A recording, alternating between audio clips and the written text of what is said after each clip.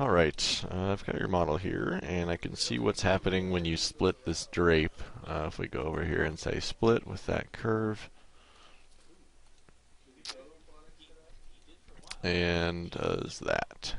So, what's going on here is that the this mesh here, you can see when you highlight it, everything is still there. It's just that the shade mesh is not does not have the correct settings to display that correctly. So what we're going to do instead is we're going to hit Control T, which will bring up the Rhino properties, and then we're going to come over here where it says Render Mesh Settings, and we're going to hit Custom Mesh, and then we're going to go over to Adjust and zero everything out, uncheck everything here, and we're going to set it to maximum edge length 0.1, and click OK. And now you'll notice that it works correctly. So it's just a matter that the model was always fine. It was just a matter of the shade mesh or the shade mode that we're in viewing it. The shade render settings for that shade mode were not high enough. So that is how that works. Now, if you are just going to be making a pendant out of this or cutting it into a pendant or joining this into the pendant, something you may want to consider because this is very rocky and it's not very smooth, and so it doesn't look like it's going to make the smoothest model. So what I would suggest doing is taking a look at a program called Inkscape. Inkscape looks like this. It's free. It's a free vector art or vector editor. So we're going to go ahead and import this image. All right, we're just going to say OK here. We'll bring it up here, and we'll use Alt to scale it down a little bit. There's a Control. Yeah, it's Control. All right, so so what we're going to do is we're going to go up to Path and use Trace Bitmap, and we'll get this window here. And so brightness cutoff, we'll hit Update and OK. And now it actually creates a second piece on top of it that we can move over. And so now this is our vector trace. You can see we can zoom all the way in here without it pixelating because it's now a vector rather than rather than pixels like that you have there. So that didn't work too well. So we're going to make some adjustments. So let's delete that. So instead of a threshold of 0.45, let's go a little extreme and try maybe 0.771 or so. And then so to update it, we'll have to click on the image and hit Update and then OK. And we'll drag that off. So actually looking at that actually looks really good. You can see everything is traced really well. Everything is smooth for the most part. We may have to clean that up a little bit, but the main part is that it's a vector, it's smooth, and it can be scaled uniformly without pixelating or distorting.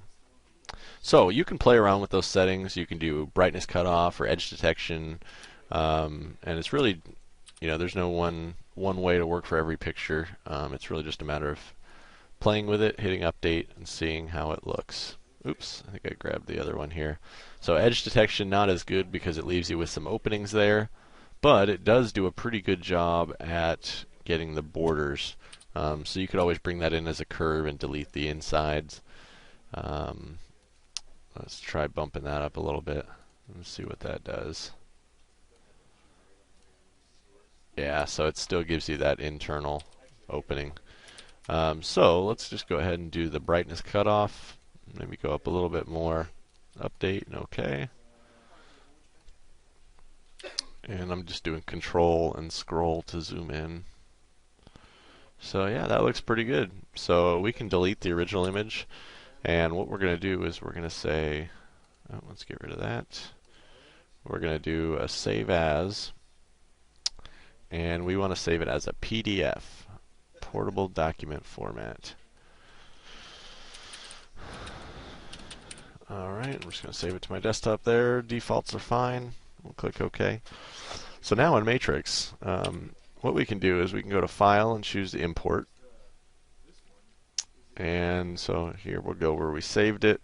And we want to do compatible types, or you can select PDF on its own to limit it down just to PDFs. But you can see right here is our PDF. So we're going to click OK. Alright, so now it's brought in, it's highlighted. So now when you click off of it, it'll appear as if it disappeared, but really it's just a black color. So we need to hit Control T. you can see display color is black, and we're going to set that to by layer. Alright, so now we can change the layer on it by using our regular layers menu. So now we can come in here and take a look at the text, look at the curves if you want to make any changes. Maybe in here you want to just delete this, and so it makes it more of a big open O. And if you want to make any changes here, you can always rebuild these curves. That's a bit tight in there. So for something like this, you may want to delete a couple points here and maybe make that a little less shallow, while still keeping the very handwritten look. So what's nice about having these curves is now you can take these curves. Not only can you rearrange them, so maybe you want something like this to save space since this is pretty large. Once you have those set up, you can just go to the solids menu and do an extrude. Okay, and then that will make cutters for you. So now we could say, say I want this box pendant like that. Alright, now we can just go to the Tools Boolean Builder, put that in as the object, select all of our orange objects and put them in as the cutter, and do the Boolean.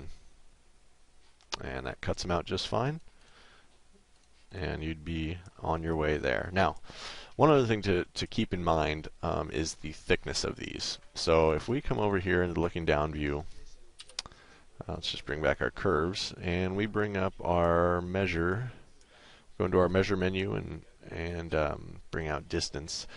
Now, one thing to keep in mind is how this is going to be produced. If it's going to be milled, something you have to, well, either way, being produced milled or grown, what you have to consider is the tolerances between them. So if we come over here and measure distance, and let's turn on near and perpendicular, so something like this corner, we can see is 0.142. Alright, so something to keep in mind is that 0.1 millimeters is the thickness of a piece of copy paper, so it is very, very thin, and a mill would not be able to get in there. I think it needs it needs 0.15 or 0.2 millimeters at the minimum for that to be able to get in there. So some of these sections would not be able to mill. Now you may be able to grow them, but again, if they're still very thin, they're going to go away very quickly with polishing and whatnot and casting, unless you make them very deep, I guess. So just some things to consider there, that these tolerances are very tiny. When we look at certain areas here, 0.15. Let's see if we have any other. So even stuff like this, these little tiny joints, 0.08, this would just not show up. This would probably end right here rather than coming up here. So maybe you want to do some editing and add the lettering there. If you want to do some of that yourself, you can always bring in the picture. Just do a picture frame. Bring that in. And you can, and I've already messed up the lettering, but you can kind of put that where it should go, and and do some scaling to kind of get it to match. Or I guess if you just brought it in as a document and then brought the image in, they should fit better. But anyway, the point I was trying to make, I guess that U does kind of just end right there, so you may not want to edit that. But yeah, those would be my suggestions. So when it comes to production, some of these areas that are tiny, what's nice about having a curve like this is you can just come over into the curve menu and use offset curve. Say maybe we want to add just 0.1 millimeters on either side. There we go. Delete the inside. Now we have that same exact shape, it's just that it's been offset. So it's a little bit thicker. Now we're looking at 0.36 millimeters, which is plenty of space. And so you should be able to do that for just about all of these here. Okay, so something like that. Even if it's not 0.1, you could even do 0.05 if you think that'll help. But it is definitely something to consider here.